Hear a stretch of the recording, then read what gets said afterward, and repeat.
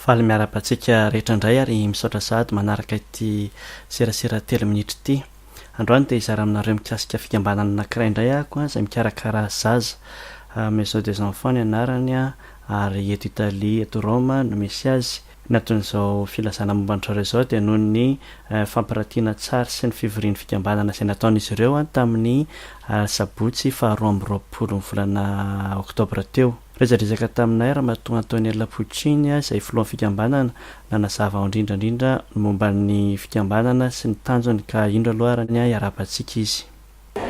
Azafady tokoa sa tsy mahay gasy sa miteny kely mbola tsy mahay sa miteny français mety. Moi je suis de l'association, je suis la présidente de l'association Maison des Enfants. On est là pour parler des activités de notre association qui fait cette année il fait 10 ans. On travaille à Madagascar avec des enfants vulnérables. Ny fikambanana Maison des Enfants dia mikarakara ny zaza izay anatin'ny fahasarana tanteraka ao amin'ny fokontany Tomadinika.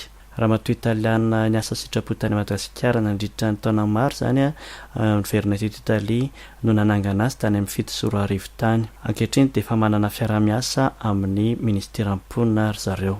Mipana indrindra amin'ny fikarakarana ny zon'ny ankizy ny tena tanjon'ny zareo zo tiavina, zo velomina, zo hianatra ary zo tsaboina. La population de Madagascar c'est environ 23-24 millions, mais les 50% sont des enfants de 0 à 18 ans. Il y a un grand nombre d'enfants et on cherche de travailler surtout pour la défense des droits de cet enfant.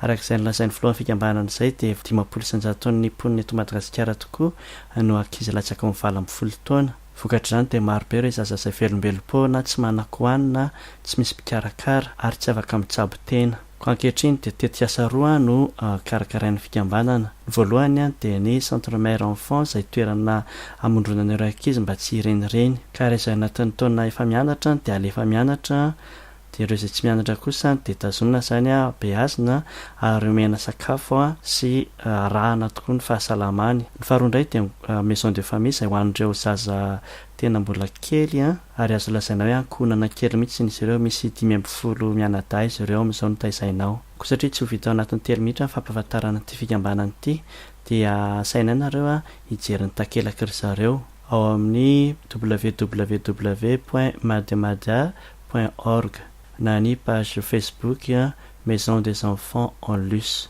Marino izany fa ireo sary izay nampirantiana tao dia sanganasan'ny Niaina na Niaina Andriamampianina izay mbola mpianatra tokoa kanefa efa nanao fampirantiana maro ihany koa. Dia izay indray no azonareo satsika tamin'ity serasera 3 minitra androany ity manantena ny tondra zavatra vaovao aminareo indray izay manaraka dia mbola manasa anareo hatrany hizara ny serasera 3 minitra any amin'ny namana ary koa anindry an'ilay 5 meta dia veloma tompoko.